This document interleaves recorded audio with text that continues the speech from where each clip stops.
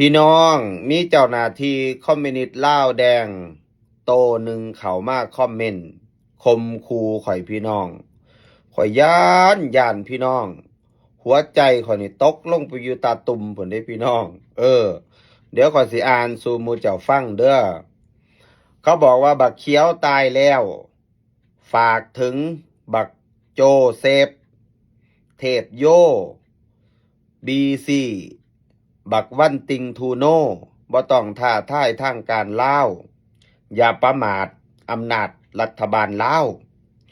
อยู่จุดใดมุมใดของโลกเขาก็ติดต่อพัวพันพิเศษกับทั่วโลกขนาดบักโจเซฟอยู่ฝรั่งเศสเขายังถือลอบสังหารคิดเอาว่าสัน มานี่มาขากูให้ตายเนี่ยกูอยากตายอยากเป็นข่าว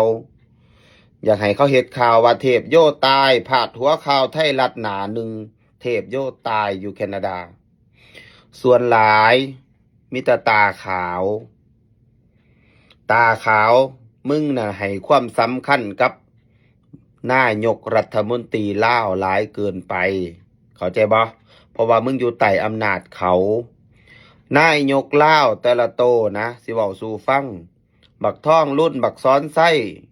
ออกจากประเทศลาวนี่แค่ก้าวขาข้ามของไปนี่ก็สำหมาตัวหนึ่งบ่มีไผให้ความสำคัญเก่งแต่อยู่ในประเทศลาวข่มขู่แต่คนลาวใส่อำนาจมืดไปข่มขู่คนบ่มีทางสู้เข้าใจบ่เรื่องที่มึงเข้ามาคอมเมนต์บ่ว่าสิเรื่องโจเซฟบ่ว่าสิเรื่องบักเขียวมึงบ่ฮู้จักขี่ม้าตาประแดกอีหยังเห็นแต่ข่าวเขาลงกับเสือกูนี่ฮู้เบิดกูบ่อยากเว้าซื่อๆเขาขอร้องบ่ให้กูเว้าซื่อๆมึงเข้าใจบ่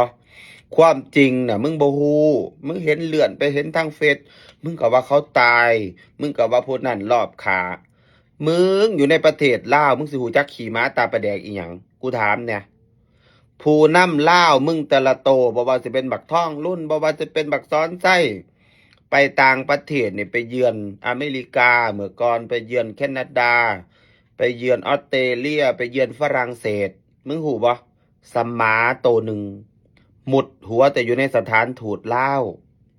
บ่กล้าลงไปพบคนลาวซุ่มซ่นคนลาวเด้เพราะว่าหยังเขาบ่ต้อนรับเด้เพราะว่าเขาสนับสนุนฝ่ายเสรีเขาบ่ยอมรับนายกคอมมิวนิสต์เข้าใจบ่หมุดหัวแต่อยู่ในสถานทูตมึงนั่นฉลาดกว่านี้จักนิดนึงนะกูสิบอกให้ฝากคอมเมนต์หลายๆเวลาเห็นคลิปกูนี่แช่หรือว่าเขียนด่าก็ได้กูมักเพราะว่าเฮ็ดหยังกูบ่ได้เข้าใจบ่เฮ็ดหยังบ่ได้คนลาวเฮาบางคนในต่างประเทศกูก็เห็นด่ากันเถียงกันข้ามประเทศเจอกันทาง Facebook บางคนอยู่อเมริกาบางคนอยู่แคนาดาบางคนอยู่ออสเตรเลียด่ากันเก่งคนลาวนำกันด่ากันมันไปพ้อกันอยู่ในวัดลาวนั่งคนละมุมเฮ็ดหยังกันได้ตาขาวกูบ่อยากเว้าซื่อเด้นี่ตาขาวเห็นว่ากูบ่ค่อยถือสายหยังเข้าใจเนาะซ้ำนี่แหละอืมแม่นความอายเพิ่นนั่นแหล้วเนาะเก่งที่ในประเทศลาวนี่แหละไปใส่ก็บ่ได้ดอกไปใส่เขาบ่ต้อนรับคนลาวนำกันแท้ๆด่ากันเองจะแม่นความลาวนั่นแหละเนาะบ่ได้มีหยังเกิดขึ้นนะซุมื้อนี้นะคนลาวอยู่ต่างแดนกับอยู่ต่างแดนใส่กันเองบ่มีหยังแล้วก็มีคนที่เป็นหน่วยงานราชการเนาะเข้าไปคอมเมนต์ด่าเราแบบนี้เนาะตามที่คอยคิดในใจเนาะ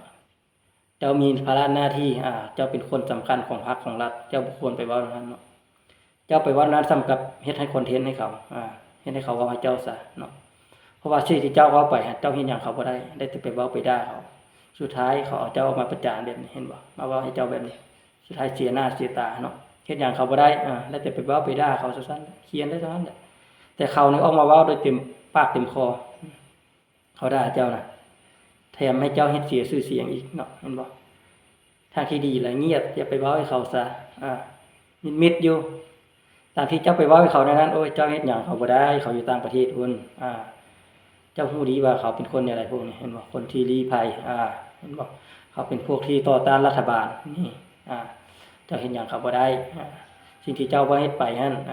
เจ้าไปเว้าให้เขาแนวนั้นแนวนี้โอ้ยเจ้า จะเว้าได้อยู่ในคอมเมนต์ก่อนสุดท้ายเขาเอาเจ้ามากลับคืนนะออกมาทางโซเชียลเห็นบ่ทุกคนเห็นเขาไปแชร์ให้เจ้ามันเสียหายเป็นอะไรบัดนี้สมน้ำหน้าแม่นบ่เฮ็ดหยังเขาบ่ได้แต่ไปว่าเขาสุดท้ายเขาประจานเจ้าอีก นี่แหละคนเฮาเฮ็ดหยังก็ต้องคิดเนาะสิ่งที่เจ้าไปเว้าให้เขาหั่นโอ้ยค่อยว่าบ่แพ้เขาดอกบ่ชนะเขาดอกได้แต่อยู่ประเทศตัวเองเนาะควบคุมได้แต่ประเทศตัวเองนี่แหละ